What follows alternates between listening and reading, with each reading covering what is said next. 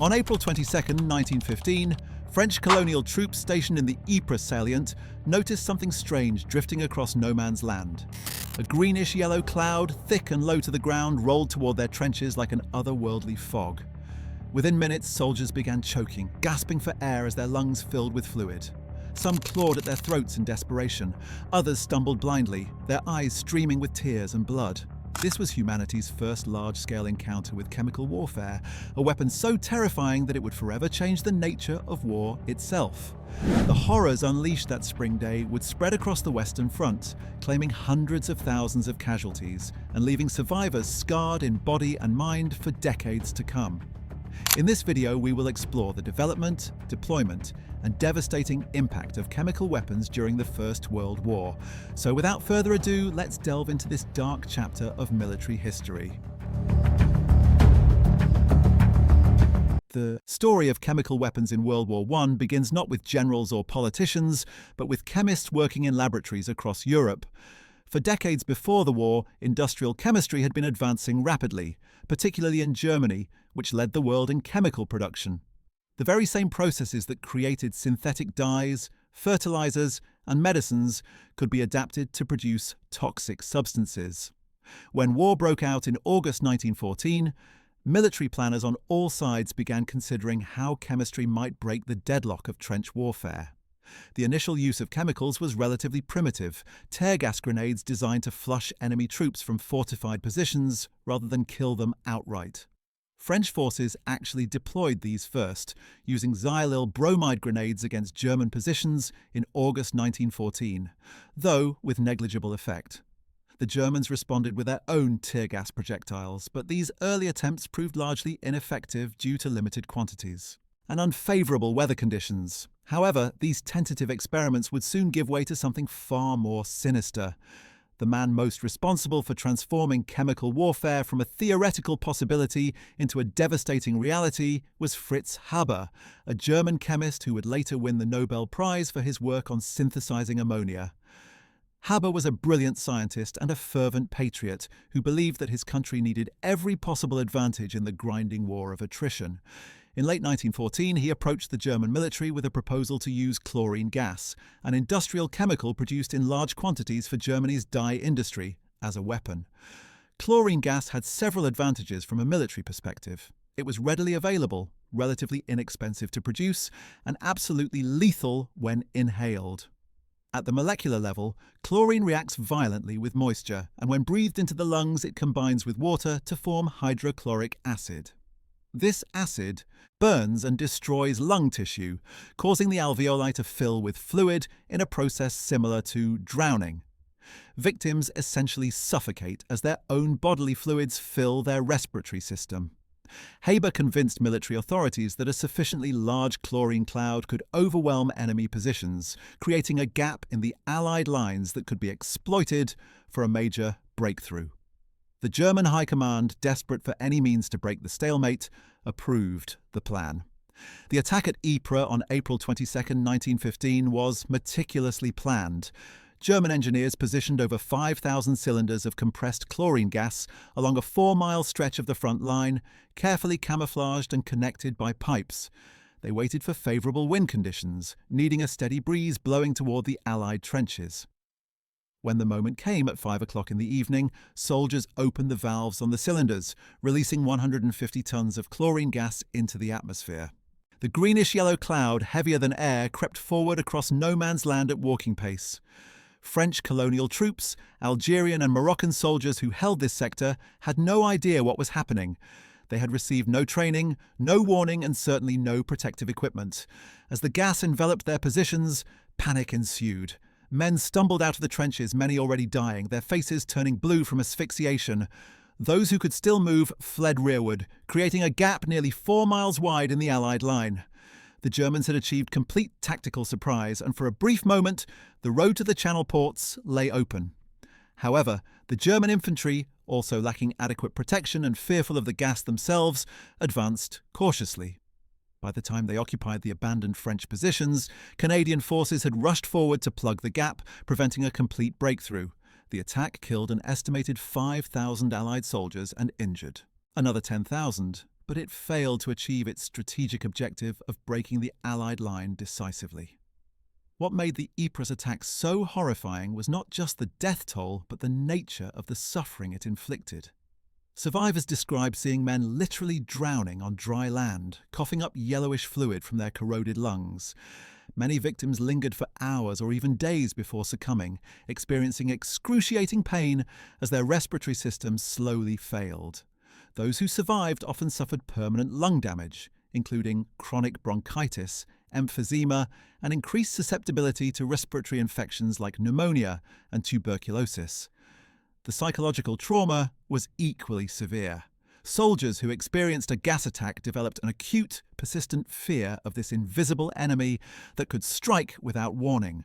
Unlike bullets or shells, which at least offered the possibility of taking cover, gas seemed insidious and unstoppable, a force of nature weaponized against humanity. The terror it induced was profound and long-lasting, affecting veterans for the rest of their lives. The international reaction to the Ypres attack was one of outrage and condemnation. The Hague Conventions of 1899 and 1907, which Germany had signed, explicitly prohibited the use of poison or poisoned weapons in warfare. Allied governments immediately denounced the chlorine attack as barbaric and in violation of international law. British newspapers ran horrific accounts of the suffering inflicted on Allied soldiers, calling it a new depth of German frightfulness.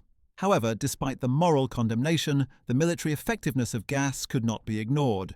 Within months, Britain and France were developing their own chemical weapons programs, determined not to be left defenseless against this new threat. The British established a dedicated gas warfare unit, bringing in chemists and engineers to study both offensive and defensive aspects of chemical combat. France, with its own substantial chemical industry, ramped up production of chlorine and began experimenting with other toxic agents. The genie was out of the bottle, and there would be no putting it back. The evolution of gas warfare accelerated rapidly throughout 1915 and 1916. The Germans conducted several more chlorine attacks at Ypres, refining their tactics and attempting to exploit the initial shock value of the weapon. On May 24, 1915, they released chlorine against British positions. But by this point, Allied troops had begun receiving rudimentary gas masks, essentially cloth pads soaked in chemical solutions that could neutralize chlorine to some degree. These early masks were uncomfortable and not entirely effective, but they reduced casualties significantly compared to the initial attack. The British launched their first gas attack on September 25, 1915 at the Battle of Loos, releasing chlorine from cylinders just as the Germans had done.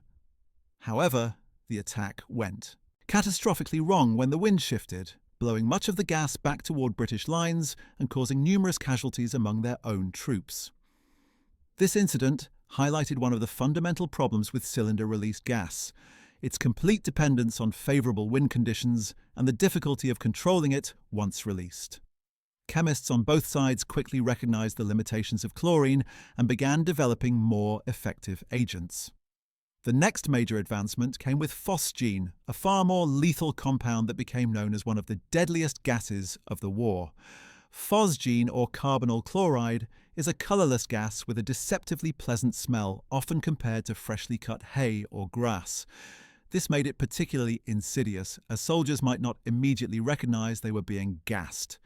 Phosgene is approximately 18 times more toxic than chlorine, and its effects are equally horrific. Like chlorine, it reacts with moisture in the lungs to produce acid, but phosgene's mechanism is more complex and delayed.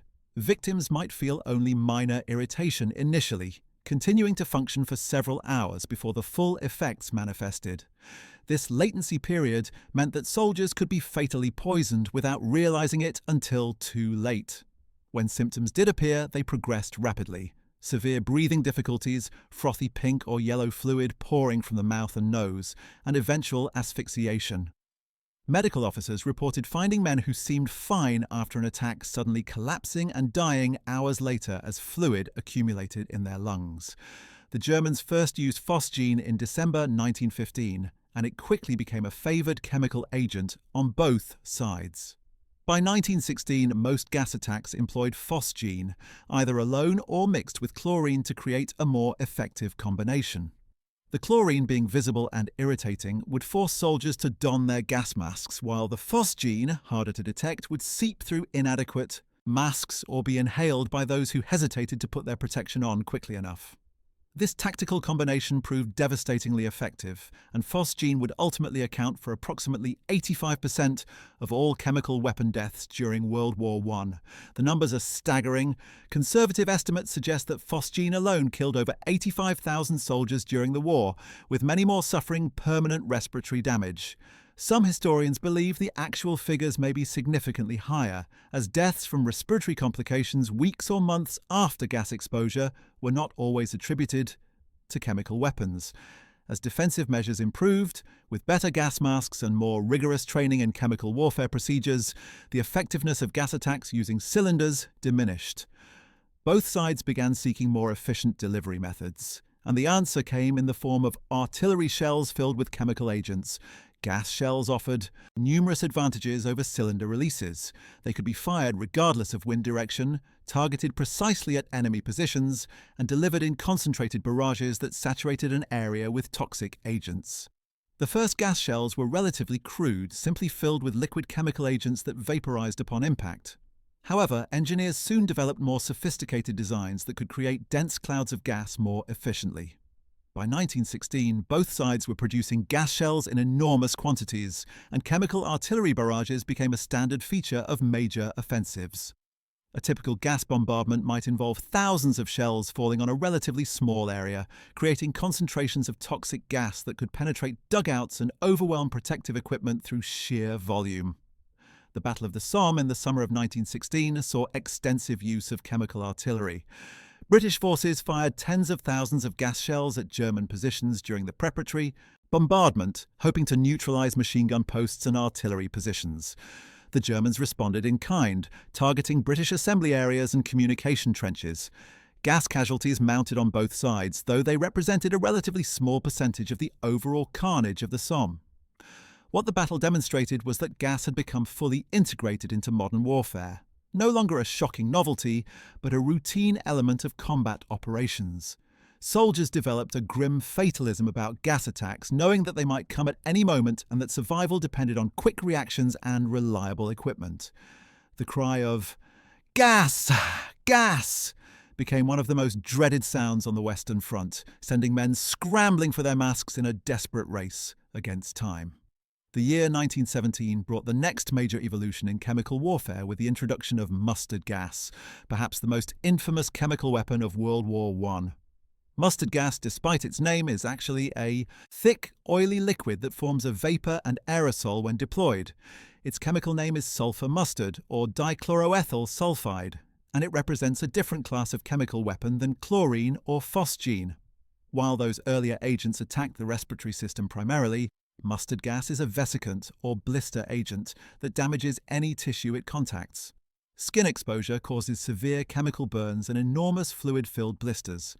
Eye exposure leads to temporary or permanent blindness. Inhalation causes damage to the respiratory tract, but the effects are somewhat delayed compared to phosgene. What made mustard gas particularly effective as a weapon was its persistence. Unlike chlorine or phosgene, which dissipated relatively quickly, mustard gas could contaminate an area for days or even weeks, depending on weather conditions. It soaked into clothing, equipment, and soil, creating lasting hazards that made positions untenable even after the initial attack. The Germans first employed mustard gas on the night of July 12, 1917, near Ypres, once again making that unfortunate Belgian city a testing ground for chemical horrors.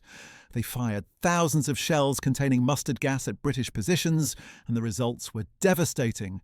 Soldiers who had survived multiple gas attacks found themselves defenseless against this new agent.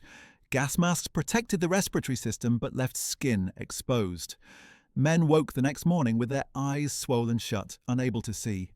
Blisters erupted on any exposed skin, and even areas covered by uniforms were affected as the mustard gas soaked through fabric. Within days, British casualty clearing stations were overwhelmed with gas cases. Thousands of soldiers blinded, burned, and incapacitated. Many victims required weeks or months of hospitalization, and some never fully recovered. Mustard gas had the highest ratio of casualties to fatalities of any chemical weapon, typically injuring rather than killing, but the injuries were so severe and numerous that it arguably had a greater overall impact on military operations than more lethal agents. The British and French quickly recognized the threat posed by mustard gas and scrambled to develop their own production facilities. By 1918, all major combatants were manufacturing and deploying mustard gas in large quantities. It became the signature chemical weapon of the war's final year, used in massive bombardments that turned battlefield sectors into uninhabitable chemical wastelands. The horrific effects on soldiers were well documented by medical personnel who struggled to treat the tens of thousands of mustard gas casualties. Doctors describe removing uniforms from victims and watching skin come away with the cloth, eyes swollen completely shut, with soldiers in agony from the burning pain. Respiratory damage that developed gradually, with many victims seeming to recover initially only to develop serious complications weeks later. The psychological impact was profound. Soldiers dreaded mustard gas more than conventional high-explosive shells because the suffering it caused was so prolonged and the wounds so disfiguring. Chemical warfare required new defensive technologies and procedures, and the development of protective equipment became a priority for all armies. The earliest gas masks were improvised affairs, little more than cotton pads or gauze held over the nose and mouth, sometimes soaked in chemical solutions like sodium thiosulfate to neutralize chlorine. These provided minimal protection and were uncomfortable to wear for extended periods. As the gas threat intensified, proper respirators were developed, incorporating charcoal filters, rubber facepieces, and glass eyepieces. The British small-box respirator, introduced in 1916, became the standard protective equipment for British and Commonwealth forces. It featured a rubberized fabric mask that covered the entire face, connected by a hose to a filter box worn on the chest. The filter contained layers of charcoal and chemical absorbents that could neutralize most gas agents. Soldiers were trained to don these masks within seconds of a gas alarm, and regular drills ensured that the procedure became automatic. Lives depended on how quickly and efficiently a man could get his mask on and sealed properly. Gas masks, while effective when properly used, had significant drawbacks. They were hot, uncomfortable, and made breathing laborious, especially during physical exertion like fighting or moving heavy equipment. The eyepieces fogged up or became scratched, limiting visibility. Communication was difficult with masks on, as voices were muffled and distorted.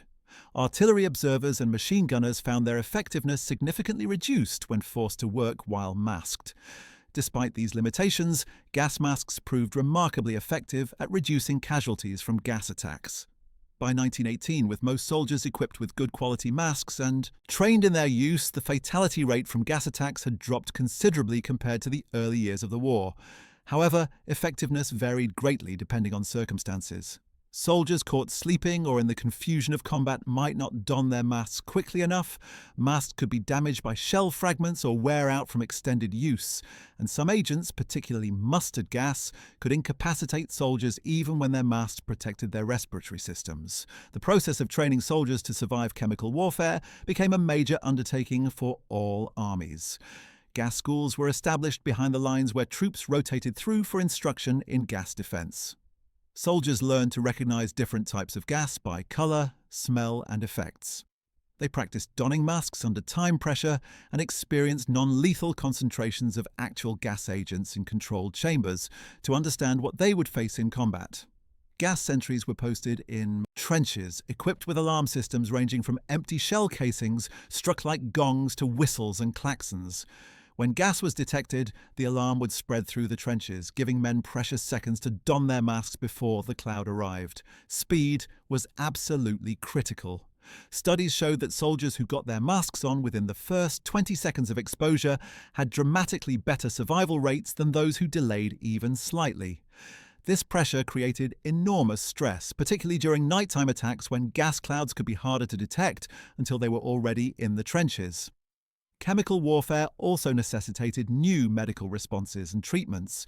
Military hospitals established specialized gas wards where victims could receive intensive respiratory care. Treatment for chlorine and phosgene poisoning was largely supportive, focusing on keeping airways clear and providing oxygen when possible. Doctors and nurses suctioned fluid from patients' lungs and elevated their heads to ease breathing.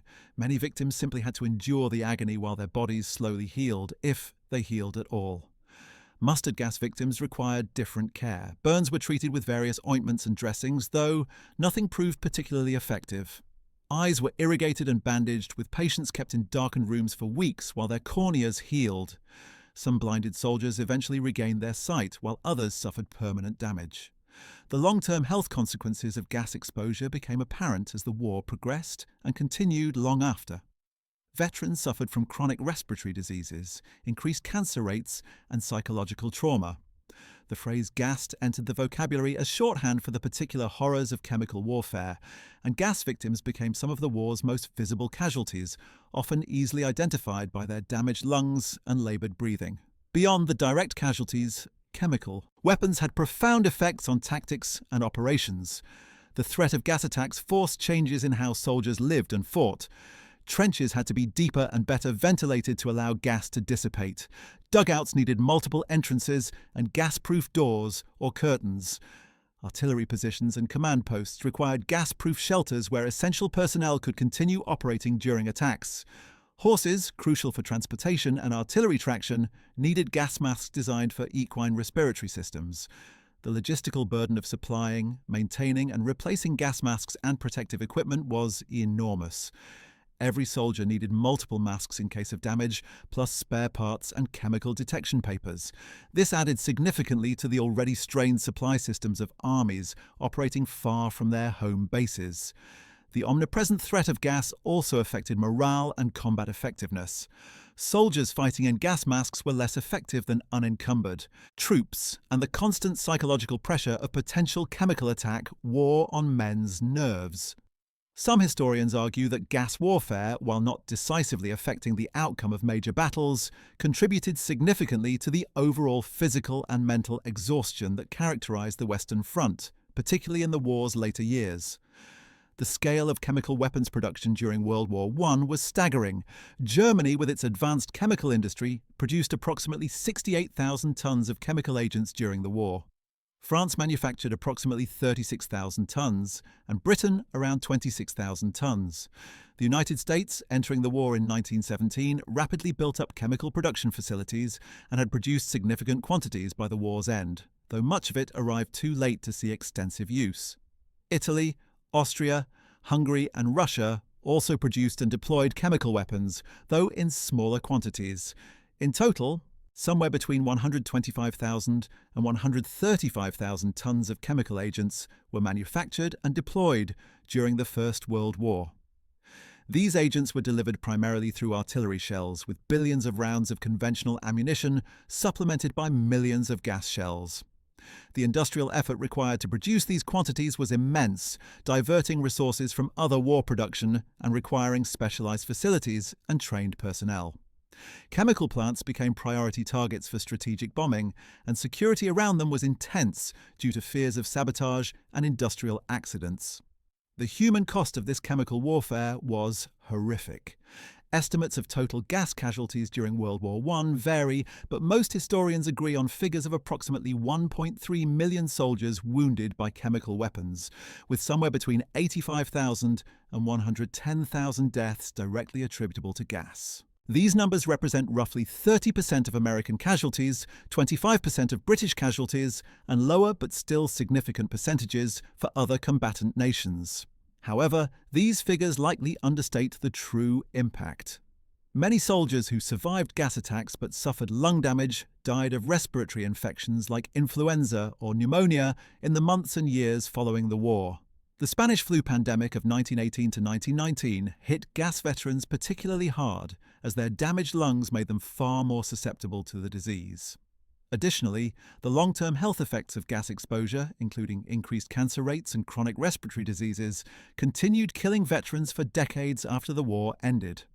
When these indirect deaths are considered, the total mortality attributable to chemical warfare may have been significantly higher than the direct casualty figures suggest. Individual stories bring home the human reality behind these statistics. Wilfred Owen, one of the war's greatest poets, captured the horror of a gas attack in his poem Dulce et decorum est, describing in visceral detail the agonizing death of a soldier who failed to don his mask in time. Owen himself was gassed at Passchendaele in 1917 and spent weeks recovering before returning to the front, where he was killed just days before the armistice. His poetry, written from direct experience, conveys the terror and revulsion that gas warfare inspired in those who experienced it. Another perspective comes from the diaries and letters of medical personnel who treated gas casualties. Nurses described their helplessness in the face of mustard gas burns, unable to ease their patients' suffering as they waited for agonizingly slow healing.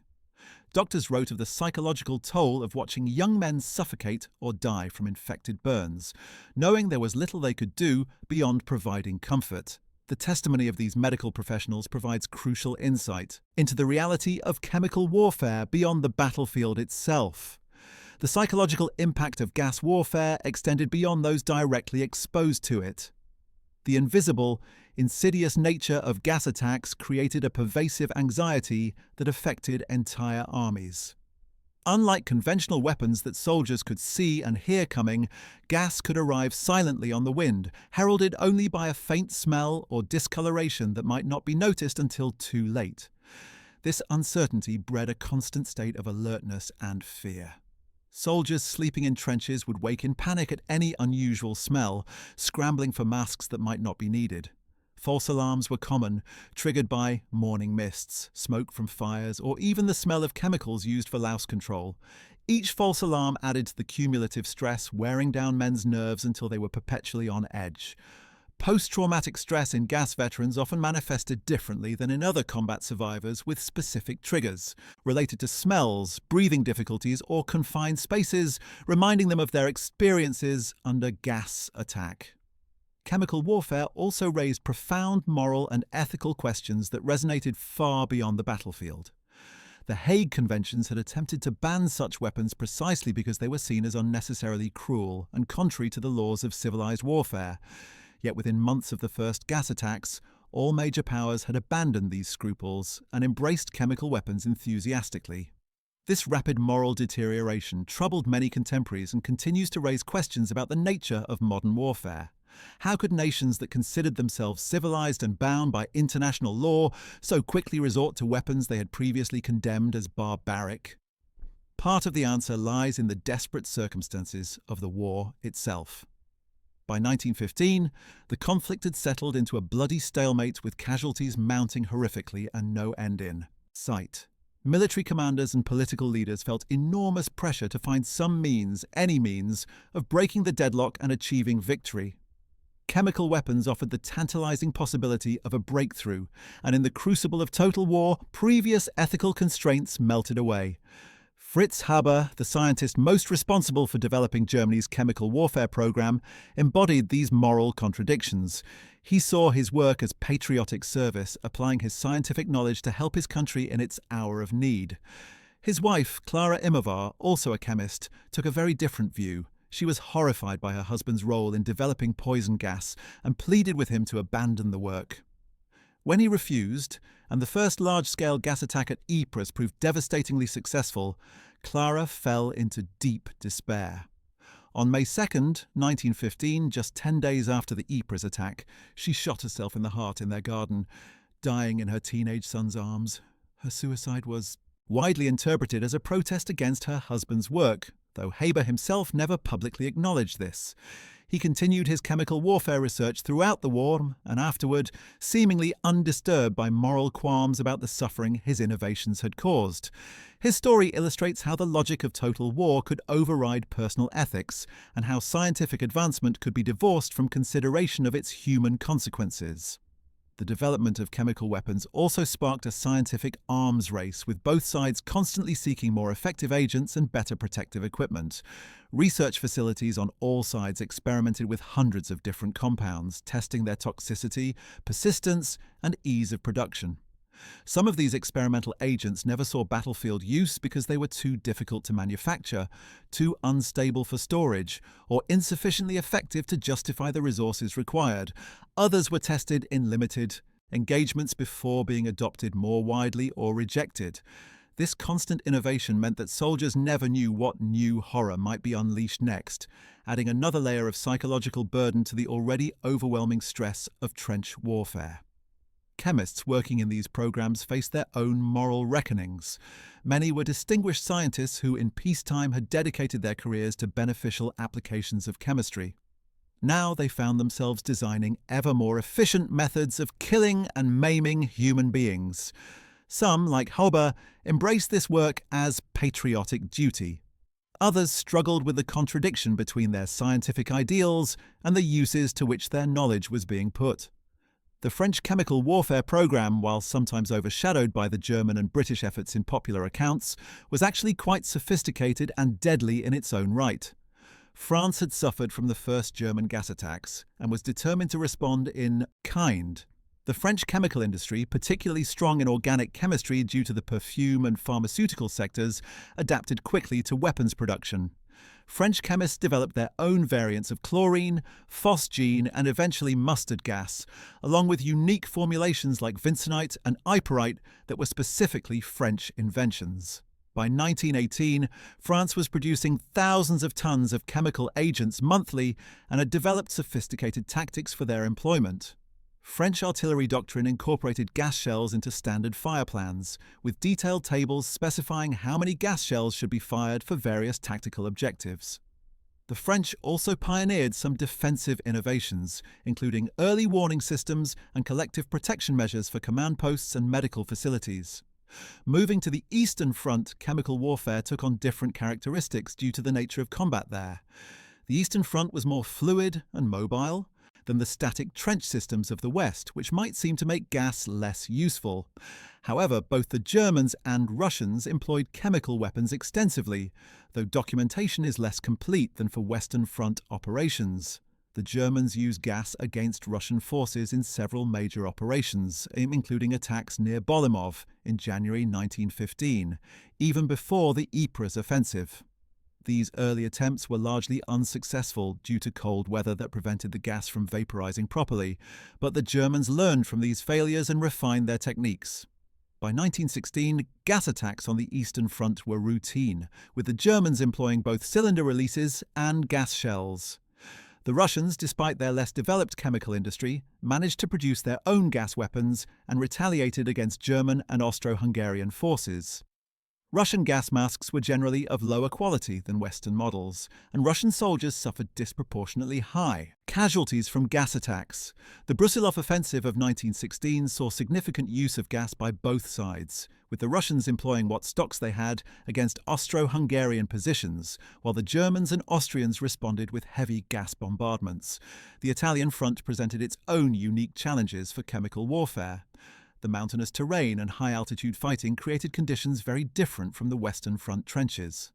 Gas behaved unpredictably in mountain valleys, sometimes pooling in low areas or being dispersed by mountain winds before reaching targets. Despite these challenges, both Italian and Austro-Hungarian forces employed chemical weapons extensively, particularly in the brutal battles along the Isonzo River and in the Dolomites.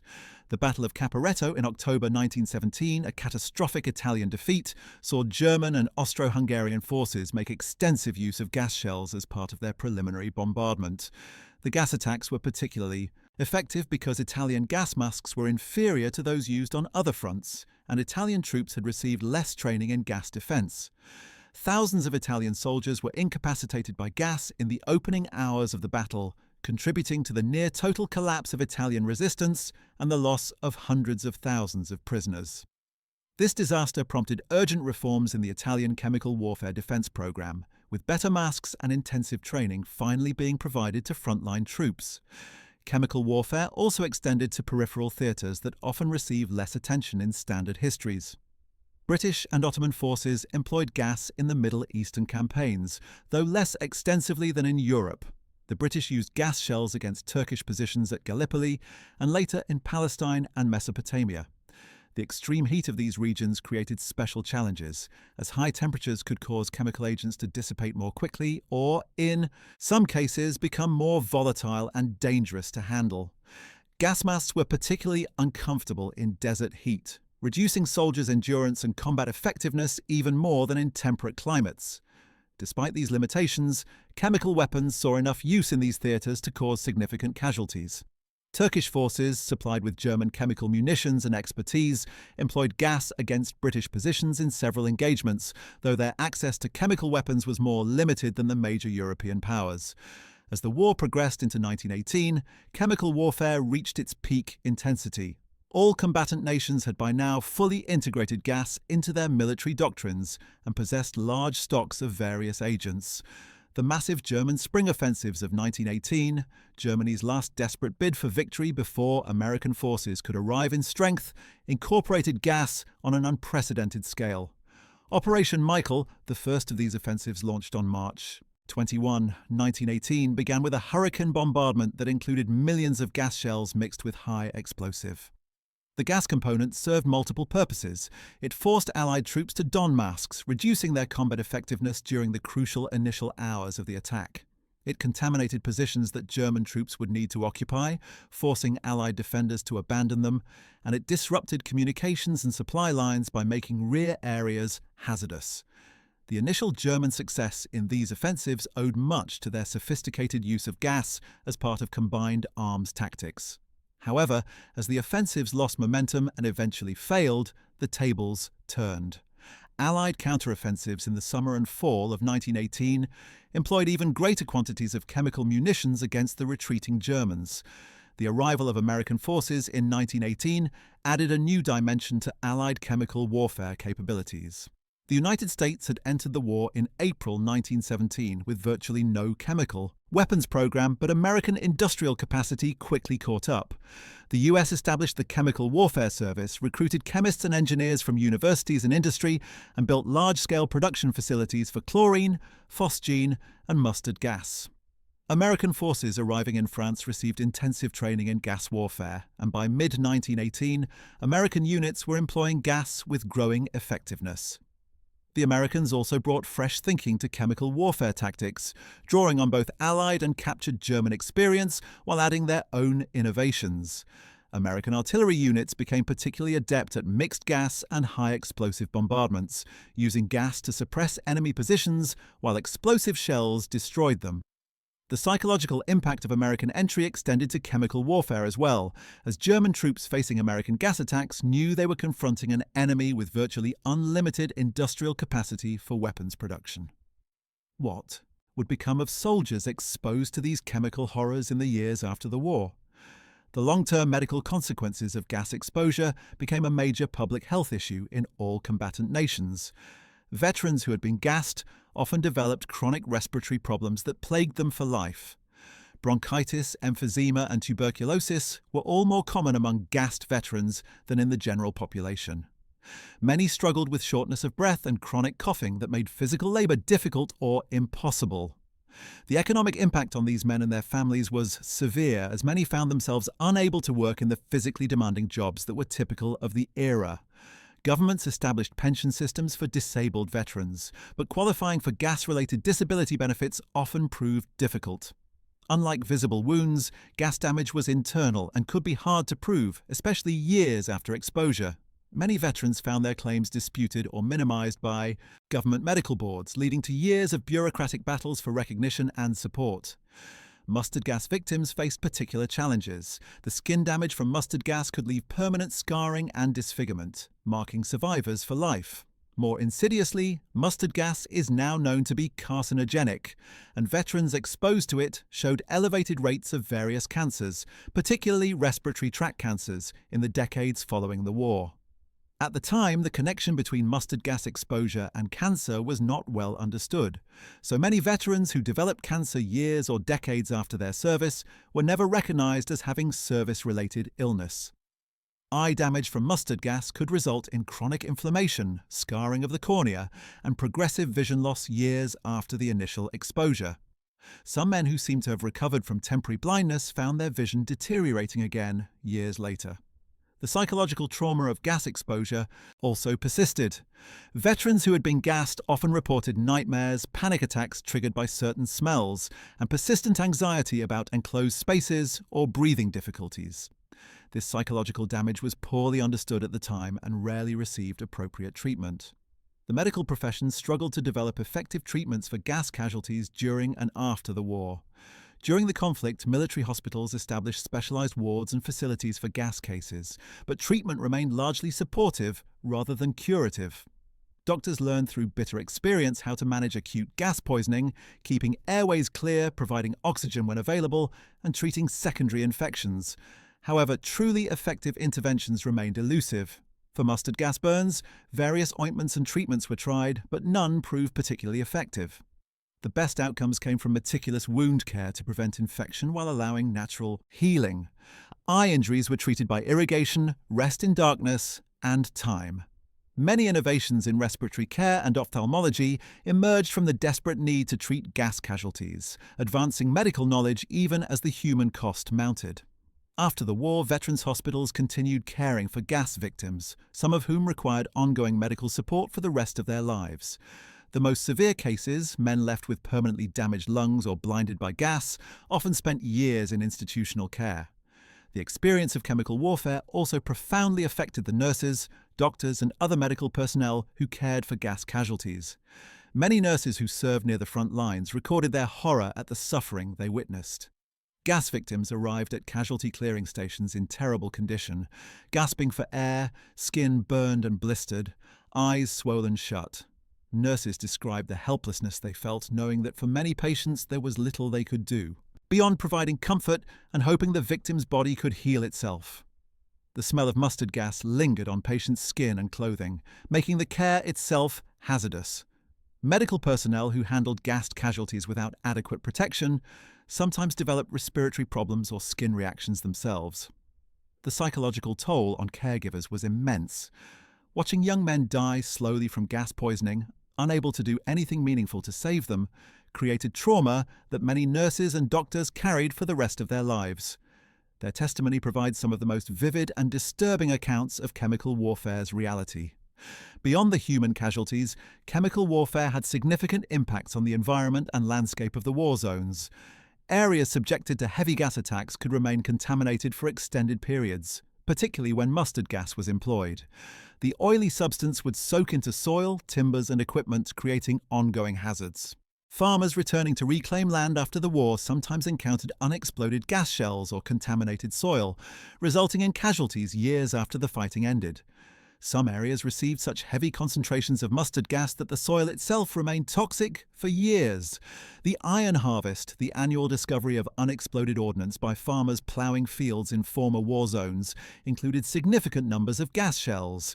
These posed particular dangers because they might leak after decades underground, creating invisible toxic hazards. Even today, more than a century after the war, gas shells are occasionally discovered in former battle zones, requiring specialized handling and disposal. The long-term environmental impact of dumping millions of tons of toxic chemicals across the countryside was never seriously considered during the war, and we are still discovering consequences. The industrial accidents that occurred during chemical weapons production added to the death toll, though these casualties rarely appear in official statistics. Chemical weapons plants were inherently dangerous, working with highly toxic substances at large scale. Leaks, explosions, and exposure incidents killed hundreds of workers during the war. In some cases, entire factories were devastated by industrial disasters. The most notorious incident occurred at Ypres, Germany, in September 1921, when an explosion at a chemical plant killed over 500 people and injured thousands more. While this occurred after the war's end, it resulted from processes and materials related to chemical weapons production. Similar, though smaller-scale accidents occurred throughout the war at plants in all combatant nations. Workers in these facilities often lacked adequate protective equipment and were exposed to toxic chemicals over extended periods, leading to chronic health problems and early deaths. The contribution of industrial workers to the chemical warfare effort was significant and dangerous, yet they received little recognition for their sacrifice. Chemical warfare also drove innovation in other areas of military technology and tactics. The need to communicate warnings quickly led to improvements in alarm systems and communications equipment. The necessity of operating while wearing gas masks spurred development of optical devices that could work with masked soldiers, including specialized periscopes and rifle sights. Tank design incorporated chemical warfare considerations, with air filtration systems to protect crews and sealed compartments to prevent gas infiltration. The British Mark V tank, introduced in 1918, had improved ventilation systems specifically designed to cope with the gas-contaminated battlefields it would operate on. Aircraft also played a role in chemical warfare, though less extensively than artillery. Both sides experimented with spraying chemical agents from aircraft or dropping gas bombs, though these methods proved less effective than artillery delivery in most circumstances. However, the potential for aerial chemical attack was recognized, and it would become a major concern in future conflicts. The tactical integration of chemical weapons into combined arms operations represented a significant evolution in military thinking. By 1918, gas was not employed in isolation, but as part of carefully coordinated attacks involving artillery, infantry, armor, and air power.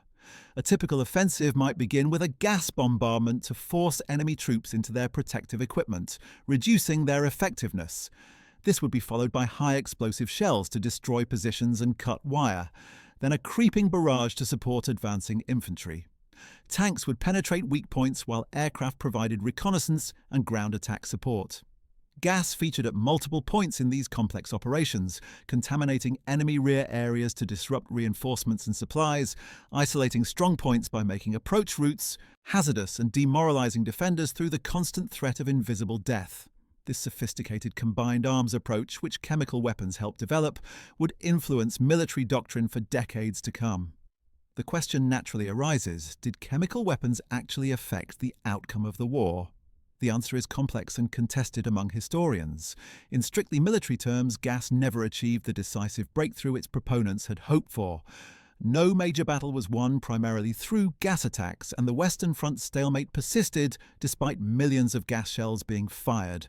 Defensive measures, particularly improved gas masks and training, largely neutralized the tactical advantages gas initially provided. By 1918, gas caused significant casualties but rarely achieved operational or strategic objectives on its own. However, this narrow military assessment misses important aspects of gas warfare's impact. The enormous industrial effort required to produce chemical weapons diverted resources from other military production. The psychological burden of constant gas threat wore down soldiers' morale and effectiveness. The long-term health consequences drained post-war resources and affected entire generations of veterans. Gas forced changes in tactics, equipment, and training that consumed time and resources.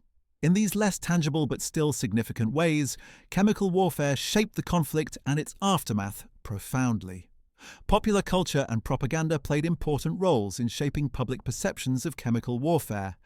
Allied propaganda portrayed German gas attacks as proof of Hun barbarism, conveniently ignoring that Allied forces used the same weapons extensively.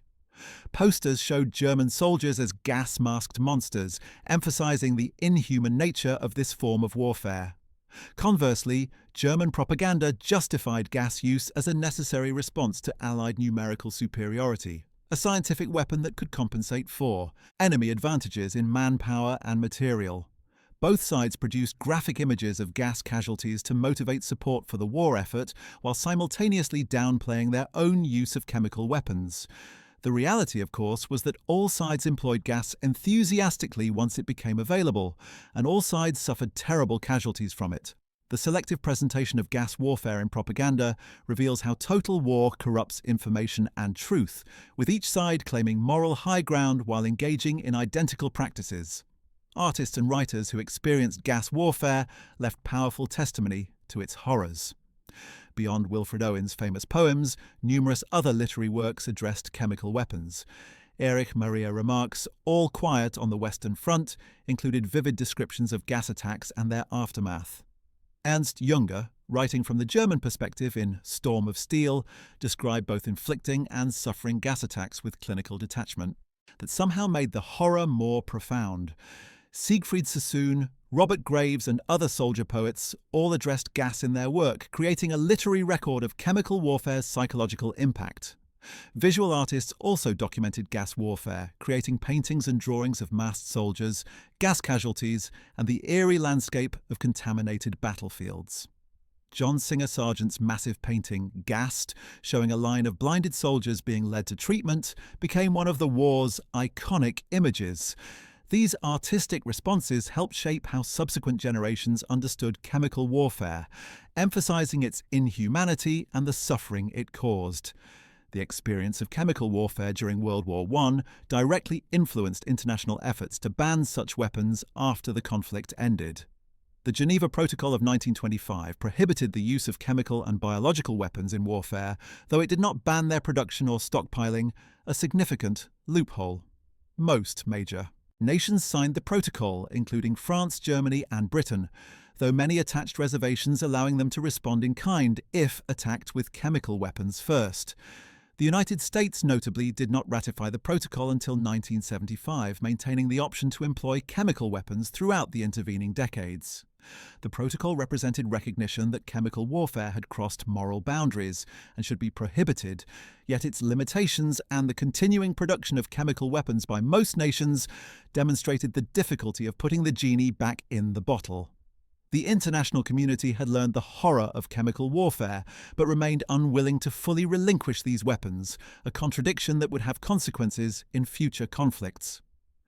Despite the Geneva Protocol, chemical weapons research and production continued in the interwar period and beyond. Most major powers maintained chemical warfare programs, developing new and more lethal agents. The Germans secretly continued chemical weapons research in the 1920s and 1930s, eventually developing nerve agents like tabun and sarin that were far more deadly than anything used in World War I. The Japanese employed chemical weapons extensively in China during the 1930s and 1940s. Italy used gas in its conquest of Ethiopia in the 1930s. Even nations that publicly condemned chemical warfare and had signed the Geneva Protocol continued researching, producing, and stockpiling these weapons. The justification was always defensive, claiming the need to be prepared to retaliate if attacked with chemicals first, but the effect was to ensure that chemical weapons remained part of military arsenals worldwide. World War I had demonstrated both the horror and the limitations of chemical weapons, yet this knowledge failed to prevent their continued development and occasional use. The specific experiences of soldiers from different nations revealed both universal horror and unique national responses to chemical warfare. British soldiers, known for their stoicism and dark humour, developed a particular gallows humour about gas. They created sardonic songs and jokes about gas attacks, perhaps as a psychological defence mechanism against the terror they inspired. The British military establishment initially resisted chemical warfare on moral grounds, but eventually embraced it with characteristic thoroughness, establishing dedicated chemical warfare schools and developing sophisticated tactics. Canadian forces, who bore the brunt of the first chlorine attacks at Ypres, developed a particular hatred of gas warfare and a corresponding expertise in gas defence. The Canadian Corps became known for its excellent gas discipline and low casualty rates from chemical attacks in later years of the war. French soldiers, having suffered devastating early gas attacks, developed an almost fatalistic acceptance of gas as one more horror in a war filled with horrors. French poilus spoke of gas attacks with the same weary resignation they applied to artillery bombardments or trench raids, just another feature of life in the trenches. German soldiers had complex attitudes toward gas warfare. On one hand, they took pride in German scientific and chemical superiority, seeing gas as a sophisticated weapon that represented German technological advancement. On the other hand, German troops suffered heavily from Allied gas attacks, particularly in 1917 and 1918, when British and French chemical production reached its peak. German soldiers' letters and diaries reveal fear and hatred of gas equal to that expressed by Allied troops. The propaganda narrative of gas as a German wonder weapon, designed to compensate for Allied numerical superiority, sat uneasily with the reality of German soldiers choking on British or French gas. This cognitive dissonance appears in many German accounts, soldiers simultaneously proud of German chemical expertise and terrified of Allied chemical retaliation. American soldiers arriving fresh to the war in 1917 and 1918 initially struggled with gas warfare. Their training had not adequately prepared them for the reality, and early American units suffered disproportionately high gas casualties. However, Americans learned quickly, and by the final offensives of 1918, American divisions showed gas discipline and effectiveness equal to veteran British and French formations. The role of technology in chemical warfare extended beyond the weapons themselves to the entire infrastructure of production, distribution, and deployment. Specialized railway cars transported chemical munitions to the front, designed to minimize the risk of leaks or accidents.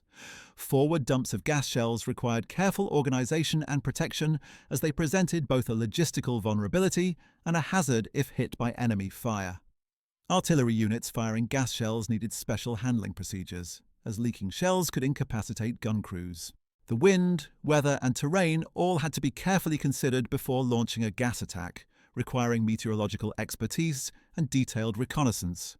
This complexity meant that effective chemical warfare required coordination between many different specialties and services, from chemists to meteorologists to artillerymen to infantry assault troops. The logistics alone represented a significant burden on already strained military supply systems. Some historians argue that the resources devoted to chemical warfare, both offensive and defensive, might have been better spent on other weapon systems or supplies, though this counterfactual is impossible to prove. The social impact of chemical warfare extended far beyond the battlefield and the veterans who suffered from it. Families of gas victims often faced decades of caring for disabled loved ones, men who could not work and required ongoing medical attention.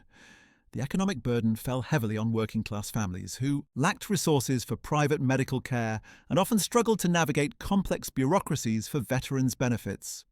Widows and orphans of men who died from gas exposure faced the same hardships as those whose husbands and fathers died from bullets or shells, but sometimes with less recognition since gas deaths could occur weeks or months after the initial exposure, making the connection to military service less clear. Communities with high concentrations of gas casualties developed local expertise in caring for respiratory invalids, with informal networks of knowledge sharing and mutual support. Some former gas victims found employment in veterans' organizations or chemical safety fields, turning their traumatic experience into expertise that could help others. Public health systems in all combatant nations had to adapt to the influx of gas casualties, both during and after the war. Hospitals established specialized respiratory wards and training programs for nurses and doctors to treat gas-related conditions. The sheer volume of gas casualties drove innovations in pulmonary medicine and created a generation of physicians with deep experience in treating respiratory diseases. This expertise would prove valuable during the influenza pandemic of 1918 to 1919, though gas-damaged lungs made victims particularly vulnerable to the flu. Some medical historians argue that World War I gas casualties accelerated the development of modern pulmonary medicine by decades, forcing rapid advancement in understanding and treating lung diseases. The irony of weapons of mass destruction advancing medical science was not lost on contemporary observers, who noted the tragic contradiction of chemistry, both causing and attempting to heal terrible suffering. The chemical warfare experience also influenced civilian gas safety regulations and industrial safety practices. The huge expansion of chemical production during the war created a much larger chemical industry in all major nations, and this industry posed ongoing safety risks to workers and surrounding communities. Governments established new regulatory frameworks for chemical production, storage, and transportation, informed by the bitter lessons learned from military chemical warfare. Industrial accidents involving toxic chemicals became more closely monitored and investigated, with regulations requiring protective equipment and safety procedures. This represented one of the few positive outcomes of the chemical warfare experience, as the horrific casualties from military gas use at least prompted better protection for civilian chemical workers. However, enforcement of these regulations varied widely, and industrial chemical accidents continued to kill and injure workers throughout the interwar period and beyond. The scientific community itself underwent significant soul-searching about its role in chemical warfare. Many chemists who had contributed to weapons development felt deep unease about how their science had been used. Some, like Fritz Haber's wife Clara, were driven to despair. Others rationalized their involvement as patriotic duty or claimed that they had worked on defensive measures rather than offensive weapons, though this distinction was often blurred. Scientific organizations debated whether there should be ethical limits on research, with some arguing that scientists had a responsibility to consider the potential consequences of their work. However, these debates rarely resulted in concrete restrictions, as the autonomy of scientific inquiry remained a cherished principle. The experience did create a lasting wariness within the scientific community about military applications of research, a concern that would resurface with even greater intensity after the development of nuclear weapons in World War II. The question of whether scientists bear moral responsibility for how their discoveries are used remains unresolved, but World War I chemical warfare made it impossible to ignore. Educational institutions responded to the war's chemical warfare by incorporating it into military science and chemistry curricula. Universities that had contributed chemists to warfare programs sometimes celebrated this contribution to the war effort, viewing it as evidence of the practical value of scientific education. However, many academics felt ambivalent about their institution's role in developing weapons of mass destruction. Post-war textbooks on chemistry and military science included extensive coverage of chemical warfare, both as historical fact and as practical knowledge that future officers might need. This educational incorporation helped normalize chemical weapons as an accepted, if regrettable, aspect of modern warfare. Paradoxically, the very teaching of chemical warfare's horrors may have made it seem more acceptable by making it familiar and routine. Students learning about mustard gas and phosgene as just another topic in their chemistry courses might miss the profound moral questions that earlier generations had grappled with when these weapons were first deployed. International law struggled to cope with the implications of chemical warfare. The Hague Conventions had attempted to prohibit poison weapons, but this prohibition had been swept aside in the first months of gas warfare. After the war, legal scholars debated how to prevent future use of chemical weapons while acknowledging that the Hague restrictions had proven ineffective. The Geneva Protocol of 1925 represented a renewed attempt at prohibition, but its limitations demonstrated the difficulty of truly banning weapons that nations saw as militarily useful. The concept of weapons being beyond the pale of civilized warfare, while appealing in theory, proved difficult to enforce in practice. Chemical weapons joined a category of weapons that were widely condemned but still produced and stockpiled, creating a legal and moral grey area that persists to this day. The failure to prevent chemical warfare in World War I, despite prior legal prohibitions, would be repeated with other weapons technologies, suggesting deep problems with the international legal framework for regulating warfare. The legacy of World War I chemical warfare extends to subsequent conflicts and continues to influence military planning and international relations. The taboo against chemical weapons, while not absolute, has proven remarkably durable despite occasional violations.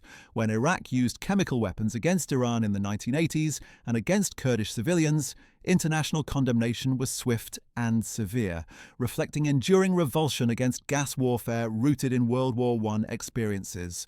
The Syrian civil war's chemical attacks generated similar outrage and prompted international intervention. These modern instances of chemical warfare evoke the same moral horror that the First World War established, suggesting that despite a century passing, the fundamental judgment against these weapons remains strong. However, the persistence of chemical weapons programs in various nations demonstrates that the lesson of World War I, that chemical weapons should be abolished, has not been fully learned or implemented. The physical memorialization of chemical warfare has taken various forms in former combatant nations. Museums dedicated to World War I typically include exhibits on gas warfare, displaying gas masks, shell casings, and often recreations of the terror experienced by soldiers under gas attack. These exhibits serve educational purposes but also function as warnings about the dangers of chemical weapons. War memorials sometimes specifically commemorate gas casualties, acknowledging the particular horror of this form of death. Literature continues to revisit chemical warfare, with novels, poems, and historical works keeping the memory alive. This memorialization serves multiple purposes: honoring victims, educating new generations about the war's realities, and reinforcing the taboo against chemical weapons use. The question remains whether these memorial efforts successfully transmit the visceral horror of gas warfare to generations who have not experienced it, or whether the passage of time inevitably dulls the impact of even the most terrible historical events. The economic costs of chemical warfare extended far beyond the direct military expenses of producing and deploying these weapons. The long-term medical care for gas casualties represented enormous ongoing costs for decades after the war ended. Disability pensions for gassed veterans strained government budgets in all former combatant nations. The industrial infrastructure built for chemical weapons production during the war had to be dismantled, converted, or maintained, each option carrying significant costs. Environmental remediation of contaminated battlefield areas continues to this day, with ongoing expenses for locating and safely disposing of chemical munitions.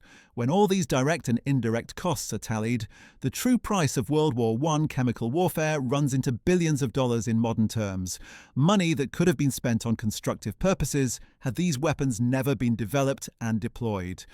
This economic toll represents yet another dimension of the waste and destruction that characterized the First World War. The psychological literature on trauma has drawn extensively on World War I gas casualties to understand how human beings cope with extreme terror and suffering. Early studies of what we now call post-traumatic stress disorder often focused on gassed veterans, whose symptoms could be particularly severe and persistent. The term shell shock, coined during World War I, applied to many gas victims whose psychological trauma was as debilitating as their physical injuries. Modern understanding of PTSD owes much to these early studies of war trauma, and gas casualties provided particularly clear examples of how psychological damage could result from experiencing horrific events. The flashbacks, nightmares, and anxiety attacks reported by gassed veterans match the diagnostic criteria for PTSD remarkably well, demonstrating continuity in human psychological responses to trauma across different types of traumatic experiences. This medical and psychological legacy represents another way that World War I chemical warfare continues to influence our world more than a century later. Religious and philosophical responses to chemical warfare reflected deep moral struggles with modernity and warfare's changing nature. Churches and religious leaders across the theological spectrum condemned gas warfare as particularly inhuman and contrary to divine law. However, these condemnations often came after their own nations had already adopted chemical weapons, creating uncomfortable tensions between religious moral teaching and patriotic support for the war effort. Some clergy attempted to distinguish between just and unjust weapons, arguing that gas crossed a line that conventional arms did not, though these distinctions often seemed arbitrary. Philosophers grappled with whether technological advancement in weaponry represented progress or regression for civilization, with chemical weapons serving as a prime example of how scientific knowledge could be perverted to evil ends. These theological and philosophical debates rarely influenced actual policy, but they contributed to a broader cultural reckoning with what modern warfare had become and what limits, if any, should constrain it.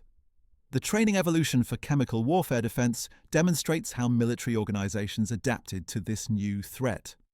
Early gas mask training was rudimentary, often consisting of little more than showing soldiers how to put the device on and hoping for the best.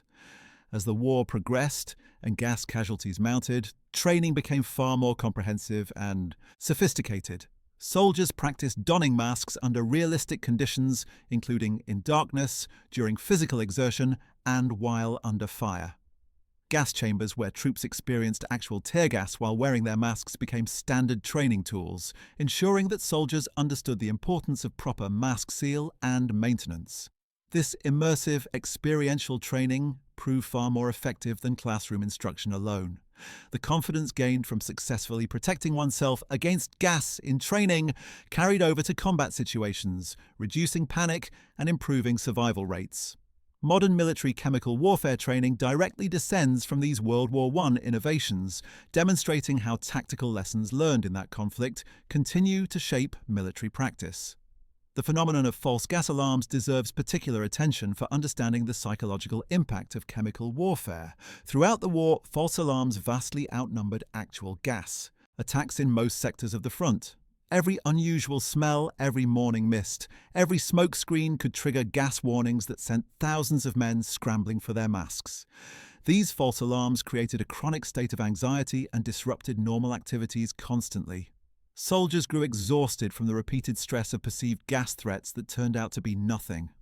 This led to a dangerous tendency toward complacency, with some soldiers beginning to ignore gas warnings or delay donning masks, assuming it was another false alarm. When real attacks came, these delays could prove fatal. The challenge of maintaining appropriate vigilance without succumbing to paranoia or fatigue was never fully solved during the war. This aspect of chemical warfare, the psychological toll of constant threat regardless of actual danger, represents one of its most insidious and damaging effects on military effectiveness and soldier well-being. The interaction between chemical warfare and other battlefield hazards created cascading effects that multiplied the overall danger and suffering. A soldier wounded by shell fragments might be unable to don his gas mask quickly if a gas attack followed the artillery barrage. Men trapped in collapsed dugouts could suffocate on their own gas masks if the filters became clogged with debris. The combination of conventional bombardment and gas attacks was particularly deadly, as the chaos and confusion of being shelled made organised gas defence nearly impossible. Medical personnel attempting to treat wounded under gas attack faced terrible choices, needing to protect themselves while helping patients who might not be able to don masks independently. These synergistic effects meant that the danger from gas was often far greater than simple casualty statistics suggest, as gas magnified the lethality of other weapons and created situations where soldiers faced multiple simultaneous threats that were nearly impossible to address adequately. The development of offensive gas tactics reached considerable sophistication by war's end. German Sturmtruppen, elite assault troops, incorporated gas into their infiltration tactics, using gas shells to suppress enemy strongpoints, while assault squads bypassed them. British forces developed box barrages that used gas shells to isolate sections of enemy trench, preventing reinforcement or escape, while conventional forces attacked the isolated position. French artillery doctrine by 1918 included detailed tables specifying gas shell mixtures for various tactical situations, combining different agents to maximize effectiveness. American forces, learning from their allies, quickly adopted these advanced tactics and in some cases refined them further. This tactical evolution demonstrated that despite defensive improvements, gas remained militarily useful when properly employed as part of combined arms operations. The sophistication reached by 1918 suggested that had the war continued, chemical warfare would have become even more prevalent and deadly. The role of meteorology in chemical warfare cannot be overstated. Weather forecasting became a crucial military science during World War I, and chemical warfare was a major driving factor. Accurate prediction of wind speed and direction could mean the difference between a successful gas attack and a disaster that killed one's own troops. Temperature, humidity, and barometric pressure all affected how gas behaved, requiring meteorologists to develop new forecasting techniques and measurement tools. Forward observation posts equipped with weather instruments became standard, and meteorological sections were established at all levels of command. This military investment in meteorology had peacetime benefits, as the improved understanding of atmospheric science and weather prediction developed for chemical warfare purposes contributed to civilian meteorology after the war. The irony of weapons of war advancing peaceful. Sciences appears again, though this silver lining could hardly compensate for the use to which meteorology was being put. The question of accountability for chemical warfare deaths and suffering remains controversial. Were the chemists who developed these weapons responsible? The military leaders who ordered their use? The political authorities who approved chemical warfare programs? The soldiers who fired the shells or opened the cylinders? Or does responsibility diffuse so broadly across society that no one can be held specifically accountable? War crimes trials after World War I did not seriously address chemical warfare, despite its violation of the Hague Conventions, because all sides had used these weapons extensively.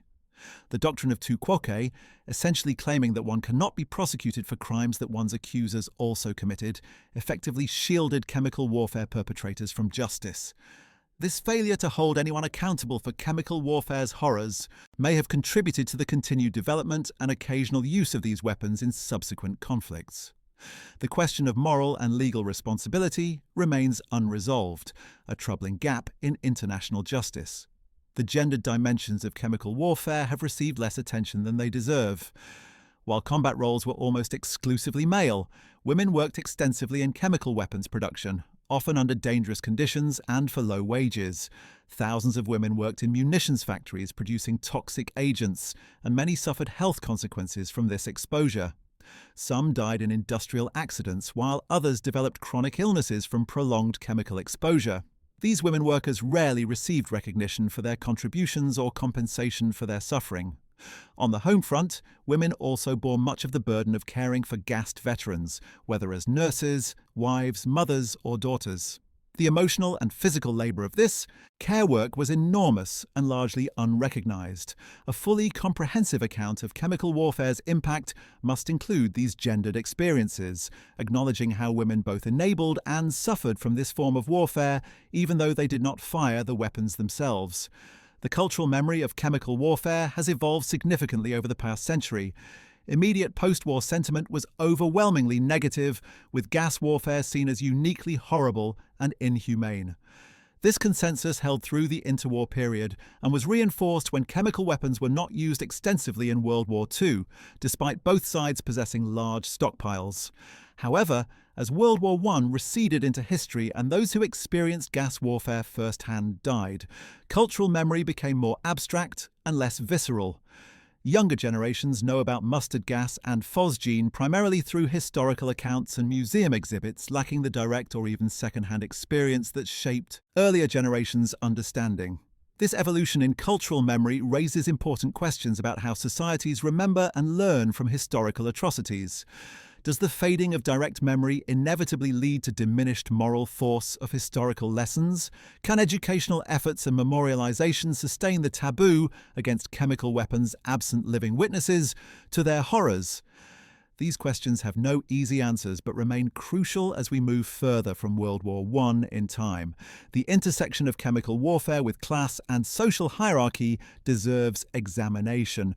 Officers generally had better protective equipment than enlisted men, and their dugouts were often better protected against gas. The wealthy could afford private medical care for gassed family members, while working-class families depended on often inadequate government veterans' hospitals. Class also shaped exposure patterns, as working-class men disproportionately served in frontline infantry positions where gas casualties were highest, while middle and upper-class men were more likely to serve in rear areas or specialist roles with lower gas exposure risk. These class dimensions of chemical warfare reflected broader patterns of inequality in who bore the burdens and risks of war. Post-war, wealthy gassed veterans could retire to comfortable circumstances despite their disabilities, while working-class victims often faced poverty and hardship. This social stratification of suffering represents yet another dimension of chemical warfare's injustice. Technological optimism, the belief that science and technology would improve human life and solve social problems, received a severe blow from World War I chemical warfare. The same chemistry that had produced life-saving medicines and useful industrial products had been turned to creating weapons of mass destruction. This revelation that science was morally neutral, capable of being used for great good or terrible evil depending on human choices, profoundly influenced 20th century culture and philosophy. The uncritical faith in progress through technology that characterized the pre-war period gave way to a more skeptical and anxious relationship with scientific advancement. This shift in attitude would deepen with the atomic bomb, but chemical warfare in World War I represented the first major crack in technological optimism for the modern era. The scientists, engineers, and industrialists who had believed they were advancing human civilization through their work confronted the reality that their efforts had instead multiplied human suffering exponentially. The diplomatic efforts to control chemical weapons after World War I revealed the deep challenges of disarmament in an anarchic international system. Nations were willing to condemn chemical warfare in principle while maintaining their own capabilities in practice, creating a gap between rhetoric and reality that undermined non-proliferation efforts. The Geneva Protocol prohibited use but not possession, allowing nations to maintain deterrent stockpiles while publicly opposing chemical weapons. This compromise satisfied no one fully, but represented the best agreement achievable given competing national interests. Subsequent efforts to strengthen the prohibition faced similar obstacles, with nations unwilling to completely abandon chemical weapons capabilities despite acknowledging their inhumanity. This pattern, established in the aftermath of World War I, would repeat throughout the 20th century with various weapon systems, revealing fundamental limitations of international law and cooperation in matters of national security. The evolution of gas masks from crude, improvised devices to sophisticated protective equipment represented a remarkable engineering achievement compressed into just a few years. Early masks were little better than cloth pads, offering minimal protection and severe practical limitations. By war's end, masks incorporated activated charcoal filters, multi-layer chemical absorbents, rubber face seals, and optical glass eyepieces, representing genuine technological sophistication. This rapid development saved countless lives and demonstrated how necessity drives innovation. However, the need for such rapid development itself testified to the horror of the situation, as engineers raced to protect soldiers from weapons that should never have been deployed in the first place. The gas mask became an iconic image of World War I, a visual symbol of the war's inhumanity and the adaptation required to survive it. Photographs of masked soldiers, looking like creatures from science fiction nightmares, captured something essential about how warfare had been transformed by industrial chemistry. The specific chemical mechanisms by which different agents caused injury varied considerably, and understanding these differences helps explain why gas warfare was so difficult to defend against. Comprehensively, chlorine and phosgene attacked lung tissue through acid formation, causing acute respiratory distress and pulmonary edema. Mustard gas, by contrast, worked through alkylation of DNA and proteins, essentially poisoning cells at the molecular level. This fundamental difference in mechanisms meant that protective measures effective against one class of agents might fail against another. Masks that filtered chlorine might not adequately protect against mustard gas vapor, and skin protection was largely ineffective against anything but mustard derivatives. The necessity of protecting against multiple threat types simultaneously drove the complexity and burden of defensive equipment. Soldiers needed masks that could filter various gases, clothing that resisted penetration by liquid agents, and decontamination procedures that addressed different chemical properties. This defensive complexity represented yet another way chemical warfare multiplied the burdens on already strained military systems. The rhetoric surrounding chemical warfare evolved throughout the conflict in interesting ways. Initial German use was justified as a scientific application of chemistry to warfare, a modern and sophisticated approach that was actually more humane than conventional weapons because it could disable rather than kill. This argument convinced few outside Germany and was abandoned as gas casualties mounted, and the horrific nature of gas injuries became undeniable. Allied propaganda emphasized German barbarity in introducing gas, conveniently ignoring that Allied forces quickly adopted the same weapons. By mid-war, both sides largely stopped trying to justify chemical warfare morally and instead treated it as simply another weapon, normalized through repeated use and mutual adoption. This rhetorical evolution from justification to acceptance to normalization illustrates how quickly moral boundaries can shift under the pressure of total war. What seemed unconscionable in 1914 had become routine by 1918, a moral regression that troubled thoughtful observers on all sides. The experience of civilians living near the front lines added another dimension to chemical warfare's impact. Villages and towns within range of gas attacks sometimes suffered civilian casualties when winds shifted or attacks were poorly planned. Farmers working fields near the front risked exposure to persistent agents like mustard gas that contaminated soil and vegetation. Refugees fleeing battle zones sometimes encountered gas-contaminated areas, resulting in civilian deaths and injuries that were rarely documented in official records. The blurring of lines between combatant and civilian, already a feature of total war, was exacerbated by chemical weapons whose effects could not be precisely controlled or limited to military targets. This civilian dimension of chemical warfare receives less attention than military casualties, but represents an important aspect of the broader humanitarian catastrophe these weapons created. The logistics of gas warfare encompass not just production and distribution, but also the enormous challenge of disposal and environmental remediation. Unexploded gas shells posed dangers during the war and for decades afterward. Chemical munitions that had been stockpiled but never fired needed to be disposed of safely after the armistice, a massive undertaking that continued for years. Some munitions were dumped at sea, creating underwater toxic waste sites that remain hazardous today. Other stockpiles were neutralized chemically or destroyed in controlled burns, processes that themselves created environmental contamination. The long-term environmental legacy of World War I chemical warfare includes persistent contamination of former battle sites, underwater munitions dumps that occasionally leak, and ongoing discoveries of chemical shells that require expensive and dangerous disposal operations. This environmental cost like so many aspects of chemical warfare, extends far beyond the immediate military context into the indefinite future. The failure of chemical weapons to achieve decisive military results, despite their horrific effects on individual casualties, raises important questions about military effectiveness versus humanitarian cost. Gas never won a major battle or campaign decisively, never created the breakthrough that its proponents promised.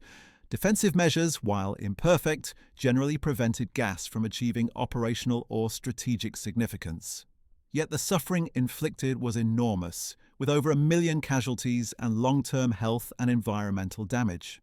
This disconnect between limited military utility and massive humanitarian cost should have prompted reconsideration of chemical warfare's worth, yet production and use only increased as the war progressed. The momentum of institutional investment, the desire to avoid appearing weak, and the hope that the next attack might finally achieve a breakthrough all contributed to chemical warfare's persistence, despite its failure to deliver promised results. This pattern of continuing failed approaches despite mounting costs characterized much of World War I's military conduct, with chemical warfare representing perhaps the clearest example of this irrational persistence. The personal protective equipment burden that chemical warfare imposed on soldiers was considerable and affected combat effectiveness in numerous ways. A fully equipped soldier in 1918 carried not just his rifle, ammunition and field gear, but also his gas mask, anti-gas cape or protective clothing, spare mask parts, decontamination materials, and often extra masks for damaged equipment replacement. This additional load, sometimes weighing 10 to 15 pounds, added to the physical burden of soldiers already carrying heavy loads through difficult terrain. The need to have protective equipment immediately accessible meant soldiers couldn't simply pack it away securely, so it had to be worn or positioned for instant access, further complicating movement and combat. Officers planning operations had to account for the reduced mobility and increased fatigue caused by this equipment burden, adjusting expectations for how quickly troops could move and how long they could fight effectively. These practical constraints represent another way chemical warfare shaped tactics and operations beyond the direct effects of the weapons themselves. The relationship between chemical warfare and military morale was complex and contradictory. On one hand, gas attacks terrified soldiers and undermined confidence in their ability to survive. The invisible, insidious nature of gas made it particularly psychologically damaging, eroding morale through cumulative anxiety. On the other hand, successfully defending against gas attacks could boost morale and unit cohesion, as soldiers gained confidence in their training and equipment through repeated successful responses to gas threats. Units with good gas discipline and low gas casualty rates often developed pride in their defensive capabilities, viewing gas as a challenge they had mastered rather than an unstoppable threat. This meant that gas warfare's morale impact varied significantly between units and circumstances, with well-trained troops in good units experiencing very different psychological effects than poorly prepared soldiers in demoralized formations. Understanding this variability helps explain why gas never definitively broke enemy morale, despite its psychological power. The racial and colonial dimensions of chemical warfare deserve attention as well. Colonial troops, particularly those serving in European armies, often received inferior protective equipment and training compared to metropolitan forces. French colonial soldiers from North and West Africa suffered disproportionately in the first Ypres gas attack, partly because they were deployed in forward positions and lacked adequate protection. British Empire forces from India and other colonies sometimes received older model gas masks and less comprehensive training. This differential treatment reflected broader patterns of racial hierarchy within European empires, where colonial subjects were deemed less valuable than European soldiers. The casualty patterns that resulted represented yet another dimension of injustice in chemical warfare's deployment. Post-war colonial veterans who had been gassed often received inferior medical care and smaller pensions than their European counterparts, compounding the initial inequality with ongoing discrimination. The intelligence war surrounding chemical weapons was intense and consequential. Both sides desperately wanted to know what new agents the enemy was developing, what stocks they possessed, and what tactics they planned to employ. Captured enemy soldiers were interrogated about gas training and equipment. Chemical shells that failed to detonate were carefully analyzed to determine their composition. Spies attempted to penetrate chemical warfare research facilities and production plants. This intelligence gathering sometimes succeeded in providing advance warning of new agents or tactics, allowing defensive countermeasures to be developed. However, it also contributed to an action-reaction cycle of chemical weapons development, as each side responded to intelligence about enemy capabilities by developing new agents or tactics of their own. The intelligence dimension of chemical warfare thus both protected soldiers through forewarning and endangered them by spurring development of ever more lethal weapons. The question of chemical weapons in World War II's absence becomes all the more puzzling, given their extensive use in the First World War. Both sides in World War II possessed large chemical weapons stockpiles and the means to deliver them. Hitler himself had been temporarily blinded by mustard gas in 1918 and understood its effects intimately. Yet despite total war conditions that saw conventional weapons reach new heights of destructiveness, and despite the Holocaust demonstrating Nazi willingness to use poison gas for genocide, chemical weapons saw almost no battlefield use in the Second World War. Various explanations have been proposed for this mutual restraint: fear of retaliation in kind, the development of more effective conventional weapons, concern about unpredictable effects of gas in mobile warfare, and the strength of the taboo established after World War I. The exact mix of factors remains debated, but the fact that chemical warfare was generally avoided in World War II suggests that the experience of World War I, horrible as it was, did establish some meaningful constraints on warfare's conduct. The comparative experience of different chemical agents reveals important patterns in how military organizations assessed and employed these weapons. Chlorine, the first agent used on a large scale, was eventually deemed too inefficient due to its visibility and the relative ease with which masks could protect against it. Phosgene became favored for its superior lethality and delayed effects, which made it harder to detect and defend against. Mustard gas achieved prominence due to its persistence and versatility, effective against both respiratory systems and skin, creating area denial effects that chlorine and phosgene could not match. Lesser-known agents like diphosgene, chloropicrin, and ethyl dichloroarsine saw limited use, either because they were difficult to produce, insufficiently effective, or possessed characteristics that made them impractical for large-scale deployment. This process of trial and error, testing various compounds on the battlefield with human beings as unwilling experimental subjects, represents one of the most disturbing aspects of chemical warfare's development. Each new agent meant new suffering for those exposed to it, all in pursuit of marginal improvements in military effectiveness. The training of specialists in chemical warfare created new military occupational categories and expertise areas. Gas officers responsible for planning and executing chemical attacks needed to understand chemistry, meteorology, tactics, and logistics. They formed a distinct professional community within their respective militaries, with specialized knowledge and responsibilities. Chemical defense specialists trained troops in protective measures, maintained gas detection equipment, and ensured adequate supplies of masks and decontamination materials. Medical personnel specializing in gas casualties became experts in respiratory medicine and burn treatment through grim hands-on experience. These specialists often continued their work after the war, some transitioning to civilian chemical safety roles, others contributing to ongoing military chemical warfare programs. The professionalization of chemical warfare, its transformation from experimental improvisation to institutionalized military practice, normalized what had initially seemed like an aberration from civilized warfare. The bureaucratic and administrative dimensions of chemical warfare were as important as the scientific and tactical aspects. Governments established dedicated agencies to coordinate chemical weapons development, production, and deployment.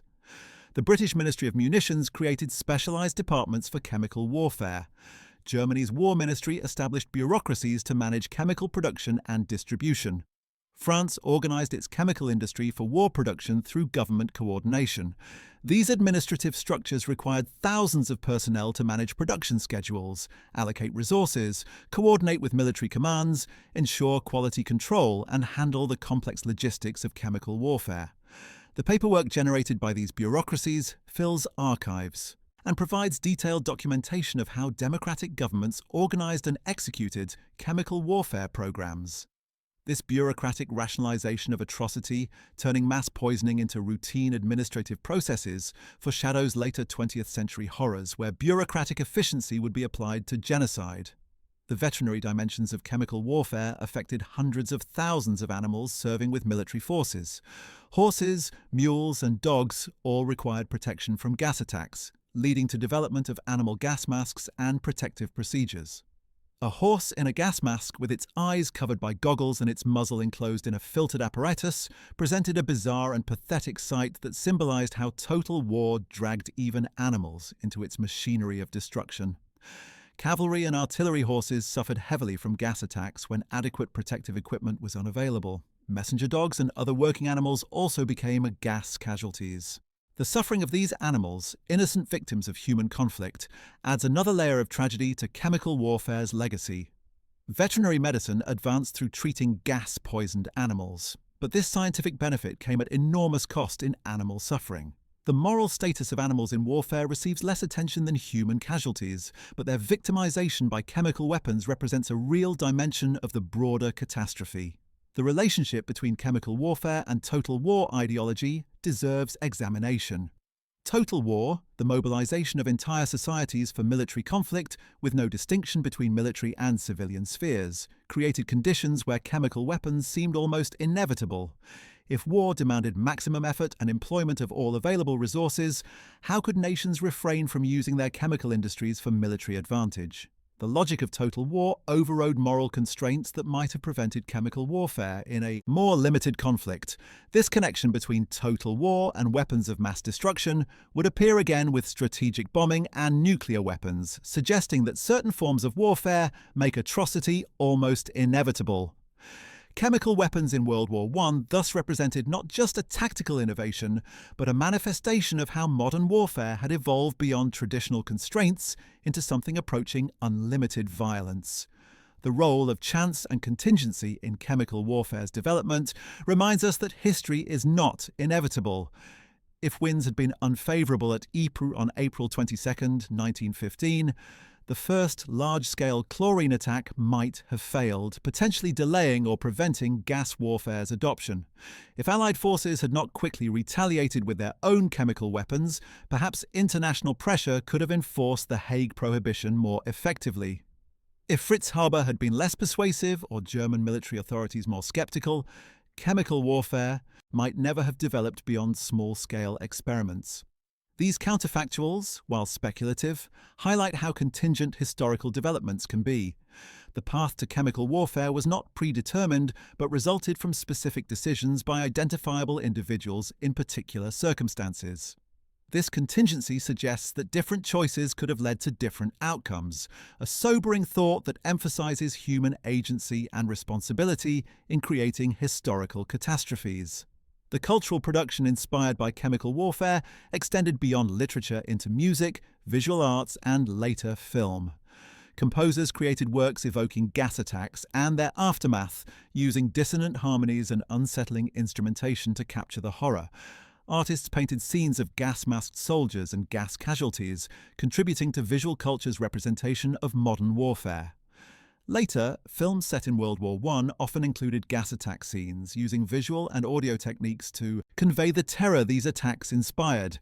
This cultural production served multiple functions: processing collective trauma, educating audiences about historical events, criticizing warfare's inhumanity, and sometimes, unfortunately, aestheticizing violence in troubling ways. The tension between memorializing horror and potentially making it entertaining represents an unresolved problem in cultural representations of war atrocities, including chemical warfare. The geopolitical consequences of chemical warfare extended beyond the immediate combatants to affect neutral nations and post-war international relations. Neutral countries during World War I watched chemical warfare's development with alarm, recognizing that future conflicts might expose them to similar dangers. Small nations particularly worried about how to defend against chemical weapons without the industrial capacity to produce protective equipment at scale. This fear influenced post-war diplomacy and contributed to support for chemical weapons prohibition. The League of Nations, despite its many weaknesses, made chemical disarmament a priority, partly because smaller nations saw it as essential to their security. However, the great powers' unwillingness to completely abandon chemical weapons meant that these smaller nations' security concerns were never adequately addressed, contributing to the League's broader failure to prevent future aggression and conflict. The intersection of chemical warfare with espionage and sabotage created additional security concerns during and after the war. Chemical weapons production facilities became prime targets for sabotage, requiring extensive security measures. Rumors circulated about enemy agents attempting to poison water supplies or contaminate food, though few such schemes were actually attempted or successful. The fear of chemical sabotage sometimes exceeded the reality, but this fear itself had consequences, diverting resources to protective measures and creating public anxiety. After the war, concerns about terrorists acquiring chemical weapons emerged, with scenarios imagined where political extremists might deploy poison gas in cities or against civilian populations. While such terrorism remained largely hypothetical in the interwar period, the concern itself demonstrated how chemical warfare had expanded the imaginative landscape of potential threats and dangers. The medical ethics challenges posed by treating gas casualties forced doctors and nurses to confront difficult questions. When supplies were limited, how should medical personnel prioritize patients? Should those with the best chance of recovery receive treatment first, or those suffering most severely? What obligations did medical personnel have to enemy prisoners who had been gassed? Should experimental treatments be attempted on dying patients, potentially advancing knowledge but possibly causing additional suffering? These ethical dilemmas had no easy answers, and different medical professionals made different choices based on their circumstances and values. The experience contributed to development of medical ethics as a field, as doctors and nurses reflected on the moral challenges they had faced and attempted to develop principles for future guidance. However, the extreme conditions of wartime treatment often rendered theoretical principles inadequate, forcing pragmatic choices that haunted many medical professionals for the rest of their lives. The technical challenges of gas delivery and dispersal were never fully solved during World War I, despite intensive effort and research. Wind patterns remained unpredictable, particularly in varying terrain and weather conditions. Artillery delivery improved targeting but created new challenges in achieving sufficient concentrations to overwhelm protective equipment. The ideal of a gas attack that would completely incapacitate enemy forces, rendering them unable to resist a subsequent assault, was rarely, if ever, achieved. Instead, gas typically caused significant but not overwhelming casualties, disrupted operations without entirely preventing resistance, and sometimes affected attacking forces nearly as much as defenders. These technical limitations, combined with improving defensive measures, meant that gas never achieved the decisive results its proponents promised. Yet the pursuit of these unachievable results led to ever-increasing production and use, a classic example of sunk cost fallacy, where prior investment justified continued commitment despite diminishing returns. The linguistic legacy of chemical warfare included new terms and phrases that entered common usage. Gassed became a widely understood term for being poisoned or incapacitated. Gas mask entered vocabulary as a symbol of preparedness for catastrophe. Phrases like over the top, while not specifically chemical warfare related, gained associations with the fear and danger of emerging from protected positions into potentially gas-contaminated areas. The jargon of chemical warfare, with its technical terms and acronyms, created a specialized language that both conveyed precise information and obscured the human reality behind euphemistic terminology. This linguistic dimension of chemical warfare reflects how language shapes understanding and memory of historical events, sometimes clarifying and sometimes obscuring the reality of what occurred. The children of gassed veterans sometimes suffered indirect effects from their fathers' wartime experiences. Growing up with disabled fathers who struggled with respiratory problems, chronic pain, and psychological trauma affected these children's development and opportunities. Family dynamics were often strained by the father's health problems and the economic hardship caused by inability to work. Some children developed their own psychological issues from growing up in these difficult circumstances. This intergenerational transmission of trauma, while less dramatic than the original injury, represented a real dimension of chemical warfare's long-term impact. Second and even third generation effects extended the casualty list far beyond the immediate victims, affecting family structures and individual lives decades after the original gas exposure. The question of whether chemical weapons represented a revolution in warfare or merely an evolution of existing practice remains debated. Some historians emphasize the fundamental novelty of industrial chemistry applied to mass killing, seeing chemical weapons as qualitatively different from conventional arms. Others argue that poison has been used in warfare since ancient times, and that World War I gas simply scaled up and systematized an old practice. This debate matters because it affects how we understand warfare's development and whether certain weapons cross fundamental moral lines or simply extend existing practices. The answer likely lies somewhere between these positions. Chemical weapons were novel in scale and systematization, but connected to older practices of poisoning. This historical continuity, combined with technological novelty, characterizes many military developments and reminds us that innovation often builds on existing foundations, even when creating something genuinely new. The role of civilian chemists and chemical industry in enabling chemical warfare raises questions about corporate responsibility and complicity. Companies that produced chlorine, phosgene, and other chemicals for industrial use saw their products weaponized with their cooperation and sometimes active assistance. Chemical companies made enormous profits from wartime production, and some aggressively lobbied for continued chemical weapons programs after the war to maintain this lucrative business. The relationship between private industry and military chemical programs created structural incentives for continued chemical weapons development that persisted long after any military utility had been demonstrated. This military-industrial complex dynamic, while less recognized than its nuclear or conventional weapons counterparts, significantly influenced policy and perpetuated chemical weapons programs that might otherwise have been abandoned. Corporate complicity in weapons of mass destruction represents an unresolved accountability question that extends well beyond World War I to many subsequent conflicts and weapons systems. The preservation and study of chemical weapons artifacts presents unique challenges for museums and historians. Actual chemical shells and equipment are hazardous even decades or centuries after manufacture, requiring special handling and storage. Museums displaying gas masks and other protective equipment must balance historical accuracy with visitor safety, ensuring that artifacts have been properly decontaminated. Research on chemical warfare history requires accessing dangerous materials and locations, with historians sometimes exposing themselves to risk in pursuit of knowledge. This physical danger inherent in studying chemical warfare creates barriers to historical research and public education that don't exist for most other historical topics.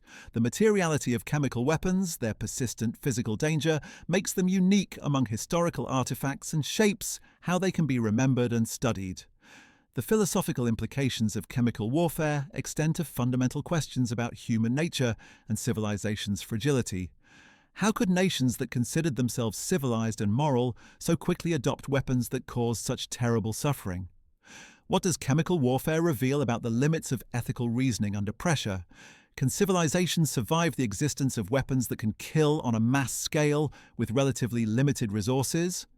These philosophical questions, while perhaps unanswerable definitively, nevertheless demand engagement. Chemical warfare challenged optimistic views of human progress and rationality, demonstrating that technical sophistication could accompany moral regression. The persistence of chemical weapons in military arsenals, despite their prohibition and condemnation, suggests deep problems in human institutions and decision-making that pure reason seems unable to resolve. The economic opportunity cost of chemical warfare, the alternative uses to which the resources could have been put, staggers the imagination. The billions of dollars spent on developing, producing, and deploying chemical weapons could have funded schools, hospitals, infrastructure, scientific research for peaceful purposes, and countless other beneficial applications. The human talent devoted to chemical warfare, including some of the era's finest chemists and engineers, could have addressed pressing social problems or advanced knowledge in constructive directions. This massive diversion of resources to destructive ends represents yet another dimension of chemical warfare's waste beyond the direct casualties and suffering. The counterfactual world where these resources went to peaceful purposes would likely have been significantly better than the reality we inherited. A sobering thought about the costs of militarism and war. The relationship between chemical warfare and colonial conflicts extended World War I technologies and tactics to later imperial violence. European powers that developed chemical weapons for the Western Front subsequently employed them in colonial wars, using gas against poorly equipped indigenous forces who lacked protective equipment. This use of chemical weapons in asymmetric colonial conflicts represented a particularly one-sided form of violence where the technological advantage was overwhelming. The moral justifications offered for such use often relied on racist assumptions about the target's lesser humanity or civilization, revealing how chemical warfare intersected with broader patterns of imperial and racial violence. The extension of World War I chemical warfare to colonial contexts thus contributed to the broader catastrophe of 20th century imperialism and its human toll. The absence of accountability for chemical warfare decisions and actions represents a failure of justice that has never been adequately addressed. Those who developed, ordered, and executed chemical attacks that violated international law and caused terrible suffering were never prosecuted or held legally responsible. The scientific and military communities involved largely escaped censure, with many individuals enjoying successful post-war careers despite their roles in chemical warfare.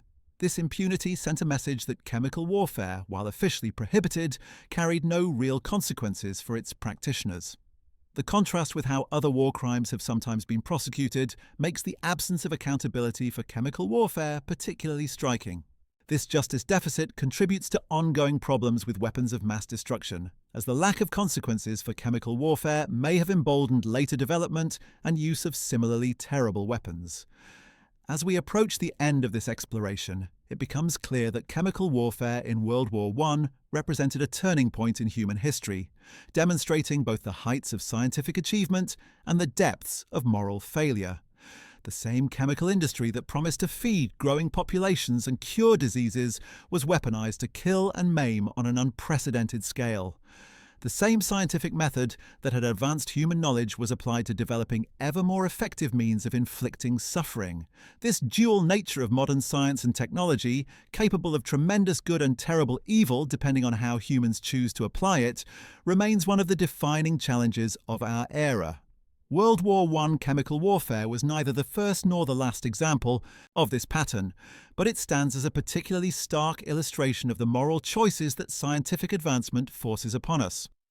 The survivors of chemical warfare, those who lived with damaged lungs, scarred skin, and traumatic memories for decades after the war, bore witness to the reality of these weapons in ways that statistics and historical accounts can never fully capture. Their suffering, their struggles, and in many cases their resilience and determination to rebuild their lives despite devastating injuries, deserve remembrance and respect. These men and the families who supported them paid a terrible price for their nation's decisions to employ chemical weapons. Their experiences should inform our continuing efforts to prevent the use of such weapons and to provide adequate care for those affected by them when prevention fails.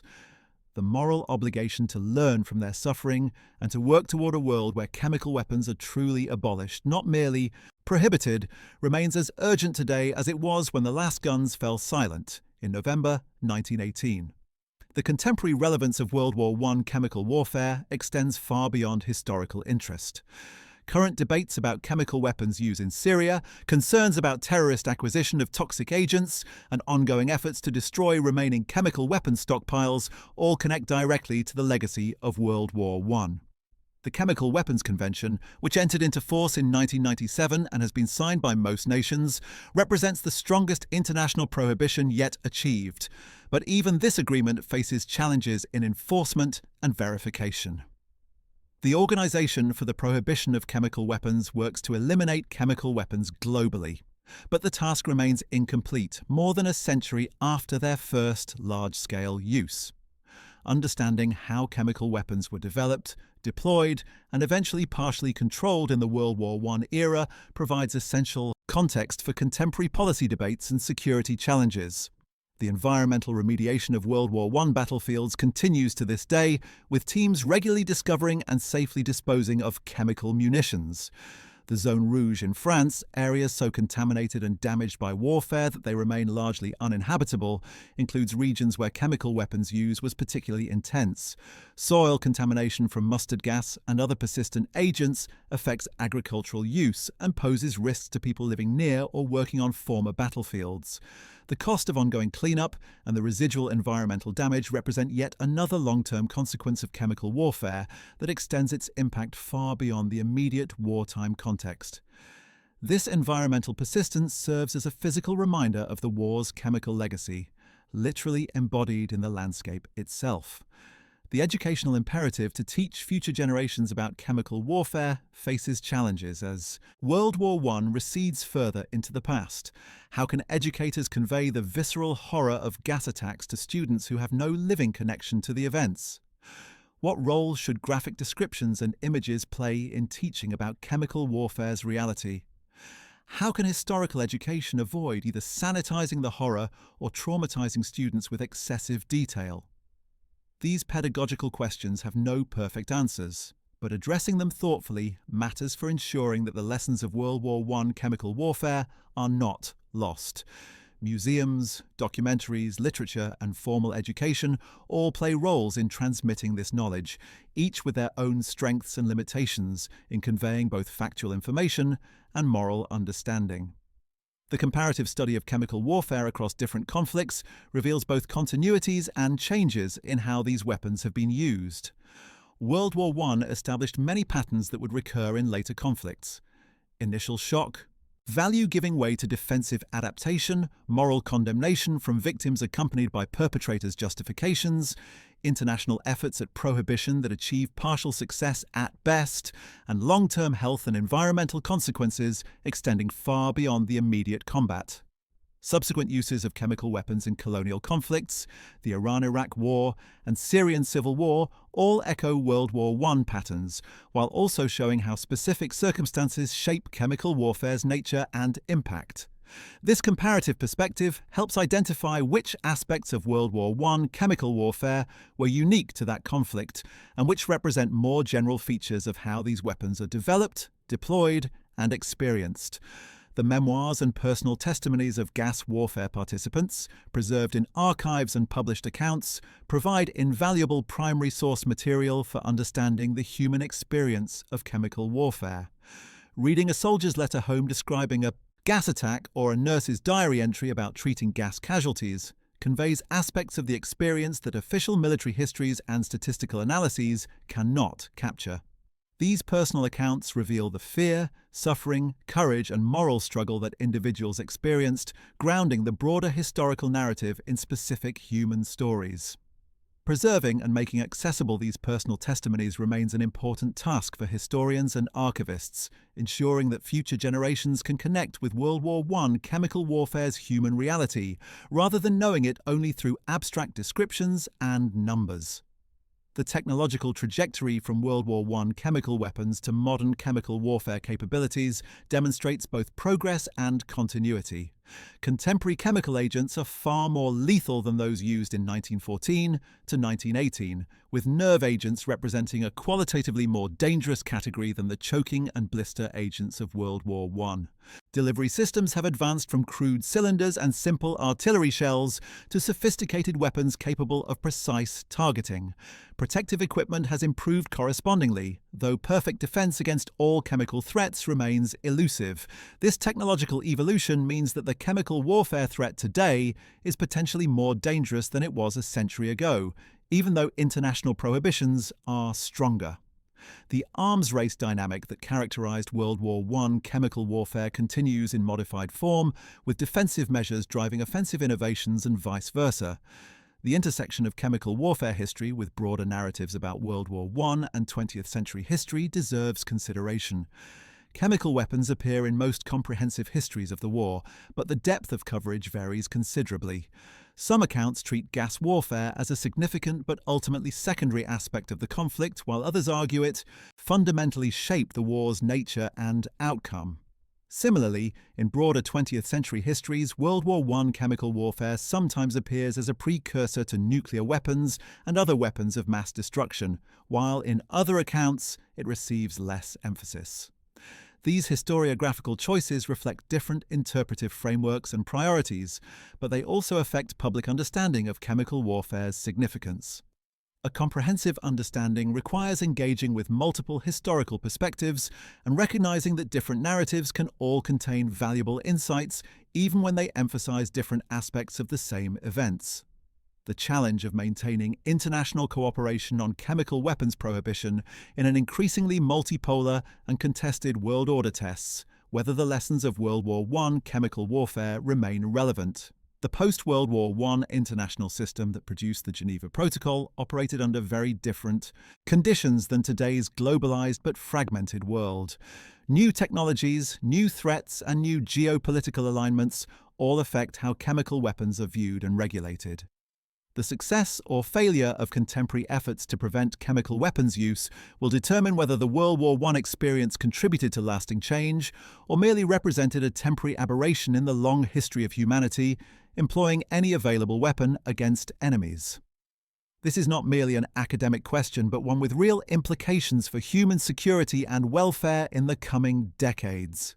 Well, that's it. Thanks for watching. We hope you found this exploration of chemical warfare in World War I informative and thought-provoking. This dark chapter of history reminds us of the terrible consequences when scientific advancement serves destruction rather than human welfare, and the enduring impacts that weapons of mass destruction can have across generations and centuries. The estimated 1.3 million soldiers wounded by chemical weapons, the 85,000 to 110,000 deaths directly attributable to gas, and the countless additional casualties from long-term health effects represent more than statistics. They were individual human beings who suffered terribly, along with their families and communities who bore the burden of caring for them. If you're interested in learning more about World War I, make sure to check out our other videos covering different aspects of the Great War. The development of tanks, the evolution of aerial combat, the experience of soldiers in the trenches, the home front's mobilization, and many other topics await your discovery. Don't forget to like this video, subscribe to our channel, and hit the notification bell to stay updated on more historical content. Understanding the past, even its darkest moments, helps us build a better future and avoid repeating the mistakes that caused such terrible suffering. Thank you for taking this journey through one of warfare's most terrible innovations. See you in the next one.